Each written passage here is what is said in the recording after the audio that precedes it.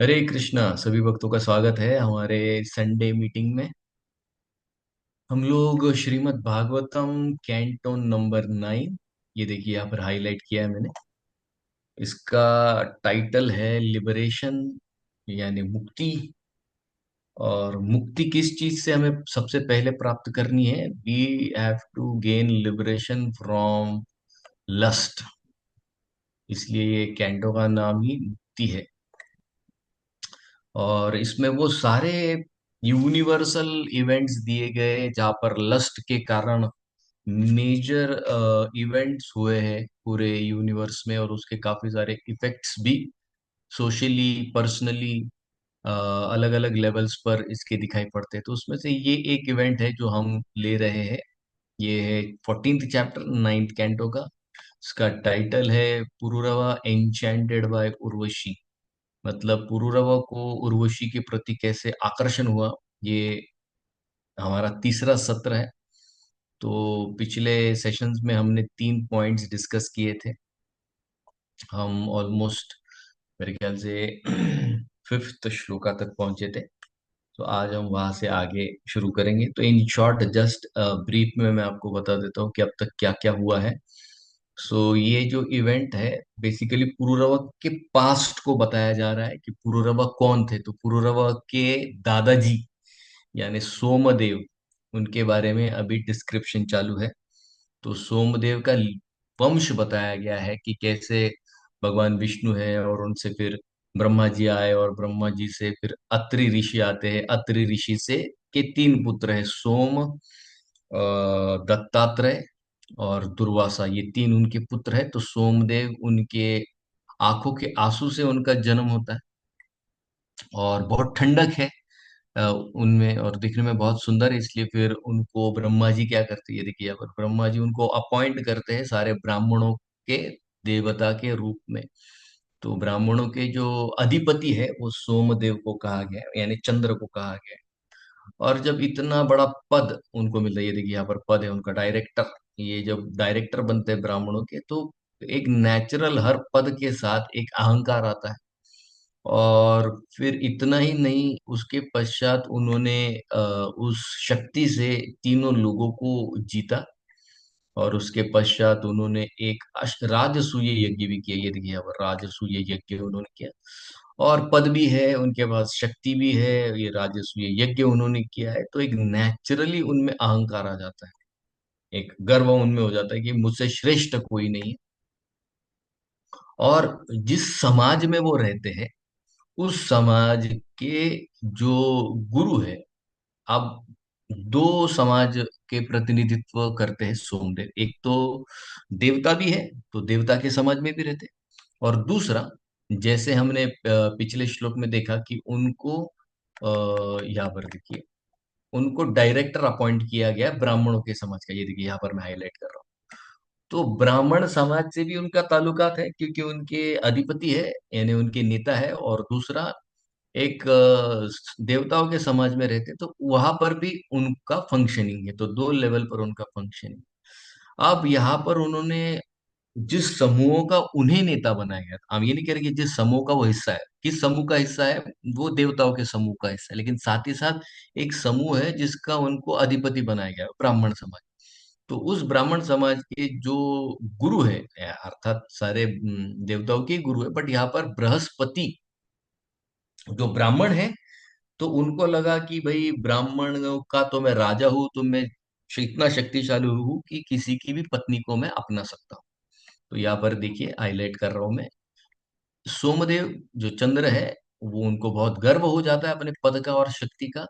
और वो फिर यहाँ पर देखिए फोर्सफुली किडनैप्ड, वो उनके गुरु बृहस्पति, ये देखिए यहाँ पर बृहस्पति वाइफ नेम्ड तारा, तो अपने गुरु की पत्नी का जबरन अ, अपहरण कर लेते हैं, वो उनको अपने पास रख लेते हैं।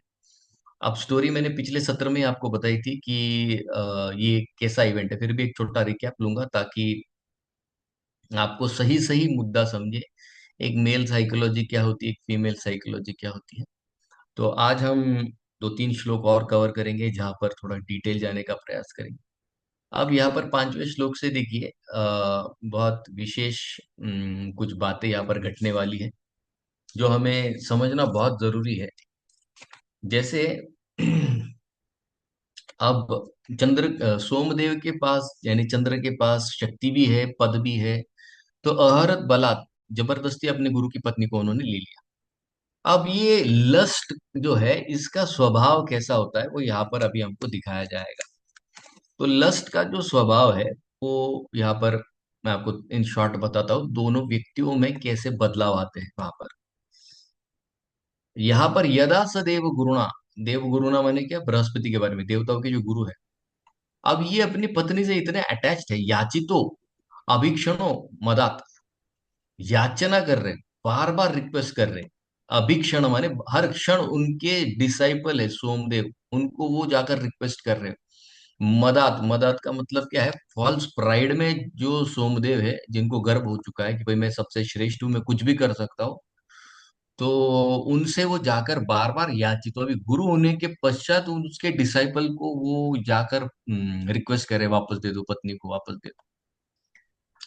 अब यहाँ पर इतना रिक्वेस्ट करने, अभी ये जो शब्द है ना, अभीक्षणों, अभीक्षणों मैंने कि हर क्षण बार बार गए वो, इतना रिक्वेस्ट करने के बाद भी न अत्यज, उन्होंने उनको त्यज माने छोड़ा नहीं, उनकी जो पत्नी है तारा, उनको उन्होंने छोड़ा नहीं। तत्कृते जगने, जगने का मतलब होता है वहां पर सुर दानव विग्रह, सुर और दानव माने सुर और असुरों में विग्रह माने युद्ध हो गया। किसके कारण, एक स्त्री को लेकर इन दोनों में युद्ध छिड़ गया है। ठीक है। अब इसको थोड़ा डिटेल में समझते हैं, क्योंकि यहाँ पर लस्ट का जो स्वभाव है वो दिया गया है, नेचर ऑफ लस्ट। अब नेचर ऑफ लस्ट क्या होता है ना, अब आप कहेंगे अरे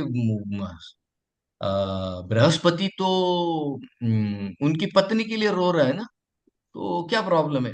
हाँ, ठीक है, लेकिन देखिए अटैचमेंट का एक नेचर होता है कि वो सामने वाले को एकदम वीक एंड हेल्पलेस बना देता है। इस बात को प्लीज थोड़ा गहराई से समझिए। बहुत सीरियस वो व्यक्ति वीक हो जाएगा, emotionally, mentally, physically. Decision making में वो हर समय उस व्यक्ति को सामने रखकर, लड़का है तो लड़की, लड़की है तो लड़का, उस व्यक्ति को लेकर सारे डिसीजंस बनाए जाते हैं। तो लस्ट क्या करता है ना, पूरी तरह से खुद को हेल्पलेस बना देता है, हर लेवल पर वो हमें हेल्पलेस बना देता है। फिर जो भी डिसीजन होंगे एक पर्टिकुलर व्यक्ति को लेकर, एक पर्टिकुलर चीज को प्राप्त करने के लिए, उस तरह से सारे डिसीजन हो जाते हैं। और फिर इसमें कई बार होता क्या है कि फिर खास करके पेरेंट्स जो है, माता पिता, इसमें थोड़े ज्यादा विलन विलन बन जाते हैं। क्योंकि अगर माता पिता को वो व्यक्ति इतना पसंद नहीं है, तो फिर हम माता पिता को छोड़ने के लिए या उनको नेगेटिव जोन में डालने के लिए भी कम नहीं करते हैं। सिंपल, क्यों? क्योंकि lust makes us helpless, serious helpless हो गए।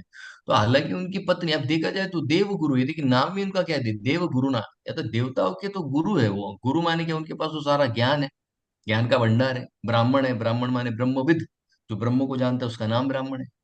लेकिन अटैचमेंट देखिए कितने हेल्पलेस हो चुके हैं देवगुरु बृहस्पति। और दूसरी ओर अब आप कहेंगे तो फिर सोमदेव को तो उनकी पत्नी मिल गई, तो उसने तो खुश होना चाहिए ना। वो कौन सा है, संतुष्ट है, वो भी हेल्पलेस बन चुका है तारा के कारण। अब स्टोरी मैंने पिछले बार बोली थी, फिर से एक छोटा रिकैप देता हूँ कि शिव पुराण में ये जो स्टोरी है, इसमें तारा एक दिन जाती है और फिर सोमदेव से उनकी मुलाकात होती है, और दोनों फिर कुछ समय साथ में स्पेंड करते हैं और दोनों एक दूसरे से अटैच हो जाते हैं। तो पिछले टाइम हमने एंड किया था, जिस व्यक्ति के साथ आप बार बार उठक बैठक करोगे, वो गारंटी है कि आप ओवर पीरियड ऑफ टाइम उस व्यक्ति से धीरे धीरे धीरे धीरे अटैच होने शुरू हो जाओगे। फिर आप कॉल पर बात करो, आप पर्सनली फिजिकली उसको मिलो, और वो बातों का क्या कहना है, जहाँ पर फिजिकल टच होता है, जहाँ पर गिफ्ट एक्सचेंज किए जाते हैं, जहाँ पर ग्लांसेस एक्सचेंज किए जाते हैं, तो फिर तो हम हर लेवल पर पूरी तरह से उस व्यक्ति को लेकर helpless, more helpless, most helpless and weak, weak, more weak, most weak, यही होता जाएगा। इसमें कोई दो राय नहीं, ये फ्लो ऐसा ही चलता है, यही फ्लो है। आप हर लेवल पर चेक कर लीजिए इसको। फिर वो व्यक्ति मोबाइल एडिक्ट हो, ड्रग एडिक्ट हो, कोई लड़का लड़की से या लड़की लड़के से हो, any sort of addiction will make you same helpless, will make you weak same.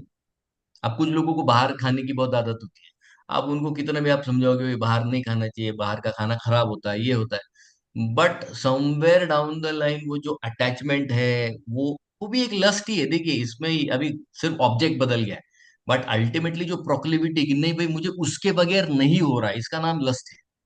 That helplessness कि नहीं खाऊंगा तो क्या होगा, फिर मुझे मैं कैसे मन को समझाऊंगा, that means you are already helpless. That means वो खाने के लस्ट ने आपको ऑलरेडी डिवावर कर लिया है। बात को समझ रहे हैं? So lust is not only male female, lust is a variant, उसका अलग अलग वेरिएंट है, खाने में भी उसका वेरिएंट दिखेगा, ऑब्जेक्ट्स में दिखेगा, थिंग्स में दिखेगा, पीपल में दिखेगा, हर लेवल पर उसका वर्जन है। So lust is not only sexual, या उसको फीमेल फीमेल अट्रैक्शन में नहीं हम कन्वर्ट कर सकते only, it belongs to anything and everything, हर जगह पर वो आपको उसी तरह से दिखाई पड़ेगा। ये दूसरा मुद्दा है। So lust means helpless. फिर वो फिजिकल रिलेशन हो या कोई ऑब्जेक्ट हो या खाने की चीज हो, it will make you helpless. Helpless means it is lust, और आप वीक हो चुके हो, ये आपको समझना चाहिए। आप सोमदेव काम से पीड़ित है इसलिए हेल्पलेस हो चुके हैं, अपने गुरु की पत्नी को उन्होंने अगवा कर लिया। और बृहस्पति हेल्पलेस है क्योंकि उनके पत्नी से बहुत सीरियसली ज्यादा अटैच्ड है, इसलिए बार बार भीख मांगने जा रहे हैं। याचितों का मतलब क्या, याचना कर रहे हैं, दे दो भाई, दे दो भाई, दे दो भाई। अब यहाँ पर दोनों के वीकनेस को तो हमने देख लिया, दोनों को लस्ट ने बहुत वीक कर दिया है। सोम को प्राइड है, इसलिए न अत्यजत, उन्होंने अपने गुरु की पत्नी को नहीं दिया वापस। और यही सेम कंडीशन आज के यंगर जनरेशन, छोड़ो यंगर जनरेशन छोड़ दो, आज हर जगह पर 40, 45, 50, 60 हर रेंज के एज ग्रुप में ये दिखाई पड़ रहा है, हर रेंज ग्रुप। मैं आपको कई एग्जांपल दे सकता हूँ, मैंने मैंने पर्सनली ऐसे लोगों से बात की है, ऐसे लोगों से मिला हूँ जहाँ पर this has become very very common. So आज की सोसाइटी में है ना एक टर्मिनोलॉजी यूज की जाती है, I don't know if you are aware, but sorry, एक मैं जस्ट वर्ड आपको इंट्रोड्यूस कर रहा हूँ, हो सकता है आपको पता है, हो सकता है आपको नहीं पता है, बट आज की टर्मिनोलॉजीज में आपको इंट्रोड्यूस करना चाहता हूँ, तो इसको आप कभी मोहित मत होइए, don't be very swayed away कि अरे ये क्या बहुत बढ़िया लग रहा है, नहीं। तो इसको कहते हैं फ्री सेक्स। फ्री सेक्स का मतलब क्या है भाई, without any official relationship, both boy and girl, male and female connect रहते हैं, और फिर वो हर लेवल पर एक दूसरे से काफी डीपली कनेक्ट रहते हैं, फिर उनकी फिजिकल इंटीमेसी भी बढ़ जाती है, but there are no strings attached. Strings माने क्या, एक दूसरे की जिम्मेदारी नहीं लेंगे, आप मुझे आनंद दो, मैं आपको आनंद दूंगा, रात गई बात गई, खत्म हो गया सब कुछ। तो आजकल यूथ को ये बहुत बढ़िया लगता है कि अरे एक दूसरे की जिम्मेदारी लेने की जरूरत नहीं है, बस एंजॉय करो और निकल जाओ रात भर का काम करके। तो देखा जाए तो आप ये जो प्रसंग चल रहा है यहाँ पर, इसको आप अगर उस लेवल से देखो तो इनका सोसाइटी जो है, देवताओं का सोसाइटी, इनमें भी ऐसे ऑफिशियल बहुत स्ट्रिंग्स अटैच्ड नहीं है, क्योंकि ये भोग भूमि है। कई बार हम भूल जाते हैं यहाँ पर। तो ये भोग भूमि है, और भोग भूमि होने के कारण अगर सामने वाला कैंडिडेट रेडी है, so you can, if he is okay then it is okay, ऐसा एक वहां पर कहीं ना कहीं इक्वेशन दिखाई पड़ता है। इसलिए देखिए अर्जुन जब स्वर्ग में जाते हैं, तो आगे चलकर वो प्रसंग आएगा ना, तो यहाँ पर अर्जुन जब स्वर्ग में जाते हैं तो उर्वशी उनको मिलती है। उर्वशी क्या कहती है, चलो अपन दोनों एंजॉय करते हैं। तो अब अर्जुन कहता है नहीं, मैं आपके साथ एंजॉय नहीं कर सकता। तो उर्वशी उनको बोलते हैं, अरे ये स्वर्ग है, ये भोग भूमि है, यहाँ पर बॉय गर्ल रेडी है, तो कोई प्रॉब्लम नहीं, उसमें पाप नहीं लगता है। तो अर्जुन बोलते हैं नहीं नहीं, आप पुरुरव जो हमारे वंश के बहुत बड़े राजा रहे, आप उनकी पत्नी रह चुकी, तो आप मेरे माँ के समान है। तो वो गुस्सा हो जाती है और अर्जुन को शाप दे देती है। मुद्दा क्या है, ये जो सोसाइटी है इसमें स्ट्रिंग्स अटैच नहीं है किसी रिलेशनशिप को लेकर, फिजिकल इंटीमेसी को लेकर। अब देखिए हम उस सोसाइटी की बात करें, हमारे सोसाइटी में तो ये एकदम निम्न स्तर माना गया, गलत चीज माना गया, लेकिन यहाँ पर तो कोई स्ट्रिंग्स अटैच्ड है नहीं। लेकिन देखिए क्या बवाल खड़ा हो चुका है, आगे आगे जो श्लोक आएंगे आप डर जाएंगे कि क्या हो रहा है ये सोसाइटी। हम ह्यूमन सोसाइटी की नहीं, हम देवताओं की सोसाइटी की बात करें, मैंने वर्ड हाईलाइट करके रखा है, देव गुरु ने, ये देवताओं की सोसाइटी की बात हो रही है, और सारे लोग पावरफुल है, फिजिकली फिट है, सारी चीजें इनकी बढ़िया है, लेकिन दो लोग एक व्यक्ति से जब अटैच हो जाते हैं तो कितना बड़ा बवाल खड़ा हो जाता है, ये आप देखिए। और आज सोचिए ह्यूमन सोसाइटी में यहाँ पर जो फ्री सेक्स के नाम पर हमको कहा जा रहा है कि भाई कोई प्रॉब्लम नहीं होता है, वो बहुत सीरियस प्रॉब्लम होगा, मैं अभी थोड़े टाइम में आपको बताऊंगा। तो ये बहुत डेंजरस है और इसको अलग अलग नामों से प्रमोट किया जा रहा है। जैसे आजकल आप सुनोगे फ्रेंड विद द बेनिफिट, ये टर्मिनोलॉजी यूज किए थे। फ्रेंड विद द बेनिफिट मतलब क्या, लड़का हो या लड़की, अगर आपका दोस्त है और वो आपके साथ एक रात बिताना चाहता है तो कोई दिक्कत नहीं, वो आपको बेनिफिट करवा रहा है। Okay, he is a friend with the benefit, माने वो आपसे बहुत फिजिकली इंटीमेट हो सकता है, you don't mind and she don't mind, तो इस तरह से वो रिलेशनशिप को फ्रेंड विद बेनिफिट कहा जाता है। दूसरा एक टर्मिनोलॉजी यूज किया जाता है, इसको कहते हैं बॉडी काउंट। आजकल बॉयज गर्ल्स में ये बहुत आपको दिखाई पड़ेगा। बॉडी काउंट माने क्या कि भैया आपने कितने बॉयज या गर्ल्स के साथ फिजिकल इंटीमेसी की है, उसको कहते हैं बॉडी काउंट। दूसरा एक टर्मिनोलॉजी यूज किया जाता है, ये सब फ्री सेक्स के अलग अलग नाम है। वो दूसरा एक नाम है one night stand. One night stand का मतलब होता है कि भाई एक रात साथ में स्पेंड करेंगे, उसके बाद आप आपके काम के लिए चले जाओ और हम आप हमारे काम के लिए चले जाएंगे, तो इस तरह से उसको कहते हैं वन नाइट स्टैंड। तो ये this are all various versions of free sex, जो कि बहुत ज्यादा डैमेजिंग है। हाँ, एक फिजिकल लेवल पर हो सकता है आपको कुछ रिलीफ मिल जाए, वो भी बहुत कम समय के लिए, उसको भी मैं एक्सप्लेन करूंगा, क्योंकि यूथ जो है कुछ चीजों को ठीक से नहीं समझता है, जो कि यहाँ पर सोम और बृहस्पति के एग्जाम्पल से एकदम क्लियर होगी, एकदम क्लियर होगी। So never be under this take कि भाई हाँ एक बार एंजॉय कर लेंगे तो क्या फर्क पड़ेगा, फिजिकली इंटीमेट हो जाएंगे तो क्या, बहुत फर्क पड़ता है, सीरियस फर्क पड़ता है।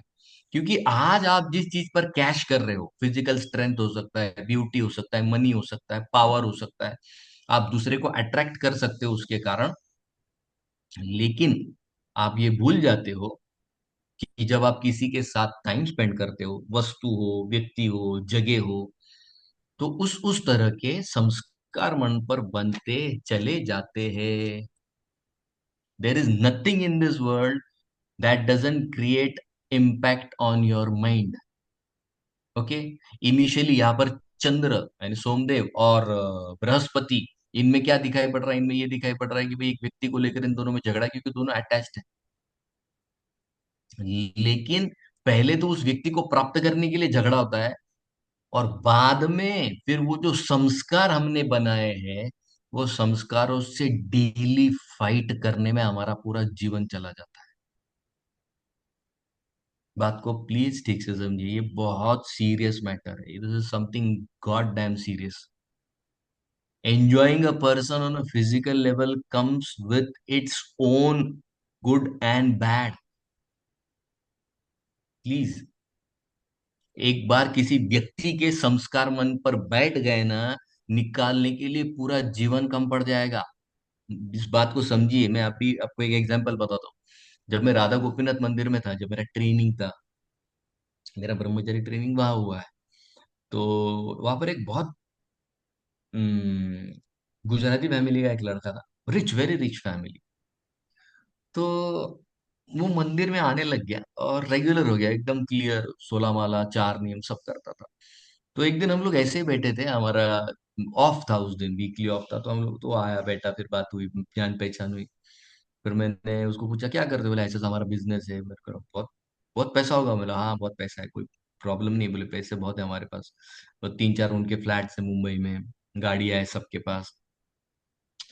तो फिर मैंने कहा तुम भक्ति, तुमको अगर इतना सब कुछ है तो तुमको ऐसे क्यों लगा कि भक्ति इतनी सीरियसली करनी चाहिए।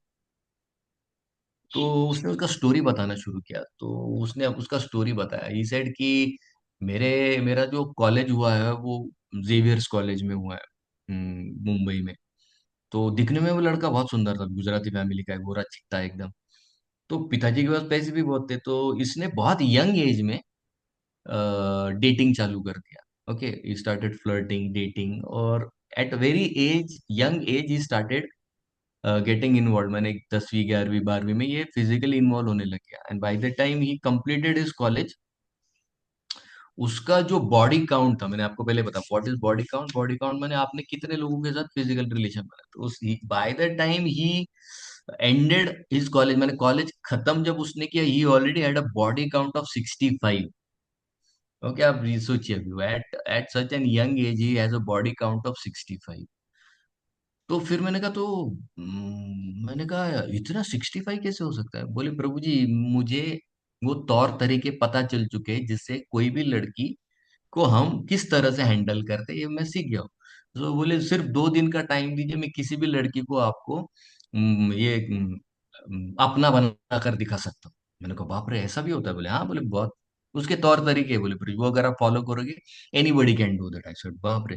तो फिर मैंने कहा इतना enjoy, so called worldly enjoyment तुम कर रहे हो, तो तुमको भक्ति करने की इच्छा क्यों हो रही? तब उसने मुझे ये मुद्दा कहा। बोले प्रभु जी, इनिशियली तो बहुत मजा आता था, लेकिन बाद में वो चीज की इतनी आदत हो गई, और हर व्यक्ति के साथ जिसने इसने रिलेशनशिप बनाया है, उस व्यक्ति के संस्कार इसके मन में इतने नीचे जा चुके, इतने नीचे जा चुके हैं, कि अब वो दिन रात उन संस्कारों से लड़ता है, झगड़ता है। उसका पूरा दिन और उसकी पूरी रात उसी लड़ाई में जाती है, आप सोचिए। यानी उसने एंजॉयमेंट तो कर लिया, लेकिन उसका पीस ऑफ माइंड पूरा टूट चुका है, पूरा टूट चुका है। बोले वो पीस ऑफ माइंड को, जो भी थोड़ा बहुत बचा है, उसको मेंटेन करने के लिए मैं मंदिर कंटिन्यूसली आता हूँ, सत्संग करता हूँ, सोला माला करता हूँ, 4 नियम का पालन करता हूँ। So please please please don't be under this grand illusion कि भाई ये बाहर के जो लोग हैं वो एंजॉय कर रहे हैं, ये दिखावे का एंजॉयमेंट है, बाद में इनकी इतनी पिटाई होगी, इतनी पिटाई होगी। और जो भी कोई करेगा उसकी पिटाई होती है, इसमें डिवोटी नॉन डिवोटी का कुछ लेन देन नहीं है। ये because this is a natural sequence that the nature has given. ठीक है। तो यहाँ तक मुद्दा क्या है? भाई initially you fight for the person, when you have, मिला तो ठीक, नहीं मिला तो भी एक चीज तो पक्का होने वाला है, उस व्यक्ति के संस्कार हमारे साथ रहने वाले हैं, और उस संस्कार के साथ हमको बार बार फाइट करना। बृहस्पति पे, बृहस्पति तारा के साथ ऑलरेडी रह चुकी है, अब वो चली गई, तो उसके पुराने संस्कार उसको तकलीफ दे रहे कि तारा नहीं है, तारा। सोमदेव के पास तारा अभी आई है, so he wants to be with her, enjoy with her, इसलिए वो संस्कार उसको पीड़ित करे। तो दोनों को क्या मार रहा है? बृहस्पति को भी और तारा को भी, द संस्कार of being with the person. इस बात को ठीक से समझिए। हम जिन जिन के साथ उठक बैठक कर रहे हैं ना, वो भाई हर कोई संस्कार छोड़कर जा रहा है। इसलिए तो माइंड बार बार क्रेविंग करता है ना, कब वो व्यक्ति आएगा, कब वो व्यक्ति दिखेगा, कब उस व्यक्ति के साथ बात करूंगा, कब उससे उठक बैठक होगी, कब मिलना जुलना होगा। माइंड फोर्स करता है बार बार बार बार, और एक बार, और एक बार, और एक बार। और जब वो नहीं मिलता है तो फिर लड़ाई झगड़ा शुरू हो जाता है। अब यहाँ पर छठे श्लोक में इन दोनों में लड़ाई झगड़ा शुरू हो गया। देखो, एक व्यक्ति को लेकर, शुक्रो बृहस्पतिर द्वेषात्। ये देखिए, अब यहाँ पर ये दोनों सोमदेव और बृहस्पति मदद मांगने जाते हैं। तो सोमदेव किसके पास जाते हैं? शुक्राचार्य के पास। अब शुक्राचार्य बोलते हैं कि ठीक है, मैं मदद करूंगा। क्यों? बृहस्पतिर द्वेषात्, वो खुद का फायदा देख रहे हैं, क्योंकि उनको बृहस्पति से द्वेष है। दोनों अव्वल दर्जे के ब्राह्मण है। ओके, एक देवताओं का ब्राह्मण है, एक असुरों का ब्राह्मण है, लेकिन दोनों टॉप लेवल के लोग हैं, तो एक दूसरे से द्वेष करते हैं। तो शुक्राचार्य ने क्यों मदद की? चंद्रदेव को, बृहस्पति को नीचा दिखाना। देखिए मैंने हाईलाइट करके रखा है, बृहस्पति द्वेषात्। लाइफ में कोई भी व्यक्ति यूं ही आपको हेल्प नहीं करता है, प्लीज। और बाहर का आपका जो फ्रेंड सर्कल है ना, गलती से भी ये मत सोचिए मेरा बहुत अच्छा दोस्त है, मेरी बहुत अच्छी सहेली, माफ कीजिएगा। बृहस्पति द्वेषात्, अपना अपना खुजली मिटाने के लिए लोग आ रहे हैं आपके पास। बृहस्पति के प्रति शुक्र को द्वेष है, इसलिए शुक्राचार्य मदद करने आते सोमदेव को, क्योंकि हारेंगे बृहस्पति तो शुक्राचार्य की जय जय करोगे और शुक्राचार्य को अच्छा लगेगा। ये यहाँ पर हो रहा है। तो जब आप हेल्प लेने जाते हो तो आपको भी बहुत कॉशियस रहना पड़ता है। अग्रहित स असुर उडुपम। तो सोमदेव को मदद करने के लिए अग्रहित उन्होंने लिया किसको? स असुर। उड़ुप, उड़ुप का मतलब क्या है? चंद्र को उड़ुप कहते हैं संस्कृत में। तो ये देखिए, उड़ुपम, उड़ुपम माने चंद्र। तो अग्रहित उन्होंने लिया स असुर, असुरों को साथ में लेकर उड़ुप माने चंद्र की मदद करने शुक्राचार्य है। लेकिन क्यों आए भाई? बहुत उनका खुद का निजी स्वार्थ है उसमें, द्वेषाद।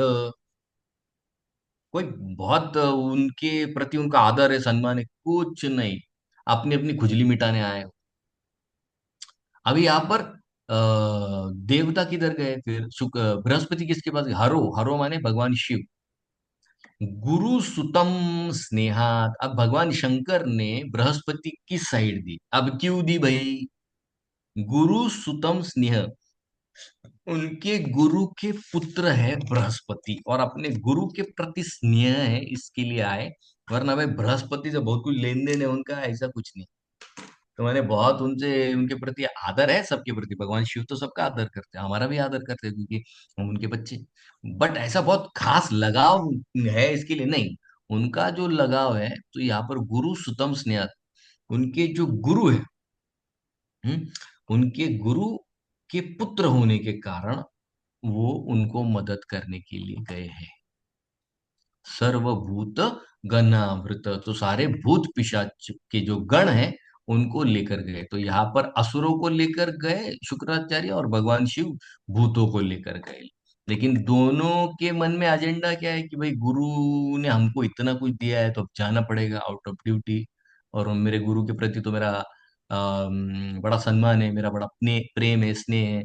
और ये जो है गुरु का बेटा है, तो चलो भाई जाना पड़ेगा भाई। और इनका तो प्रॉपर द्वेष है, तो मुझे तो कुछ भी करके बृहस्पति को नीचा दिखाना है। तो ये दोनों भी जो पार्टीज आए हैं, वो भाई अंडर ऑब्लिगेशन आया है कोई, या कोई आया है तो किसी का निजी स्वार्थ दिखाने के लिए आया है। तो यहाँ पर दो ग्रुप्स दिखाए गए हैं। एक तो सोमदेव, जहाँ पर शुक्राचार्य और शुक्राचार्य के जो डिसाइपल्स है, दैत्य, वो आते हैं। दूसरी जगह बृहस्पति, बृहस्पति इंद्र और आदि देवताओं को लेकर भगवान शिव की मदद लेते हैं। और भगवान शिव जो है अपने गुरु के प्रति आदर, अंगिरा ऋषि उनके गुरु है। सारा शास्त्रों में आपको, पुराणों में बहुत प्रमाण मिलेंगे कि भगवान शंकर का कुछ ट्रेनिंग जो है अंगिरा ऋषि से भी हुआ है। तो वो उनको अपने गुरु का दर्जा देते हैं। हालांकि भगवान शिव बहुत श्रेष्ठ है, उनको कोई गुरु की जरूरत नहीं, बट फिर भी अंगिरा ऋषि से कुछ सीखे हैं, तो इसके लिए वो उनको उनका गुरु माना जाता है। और यहाँ पर पर्सनल एजेंडा है, कोई आउट ऑफ रिस्पेक्ट आया है, तो कोई पर्सनल एजेंडा के लिए आया है। शुक्राचार्य को, बृहस्पति को नीचा दिखाना है, और ये बाकी लोग तो अपने गुरु के प्रति आदर है, इसके लिए आए। अब यहाँ पर एक जो शब्द है वो बहुत इंपॉर्टेंट है, यहाँ पर अपन एंड करेंगे ये श्लोक के साथ। अब यहाँ पर देखिए, सर्वदेव गण उपेत, सारे जो देवता है उपेत, उन्होंने ज्वाइन किया।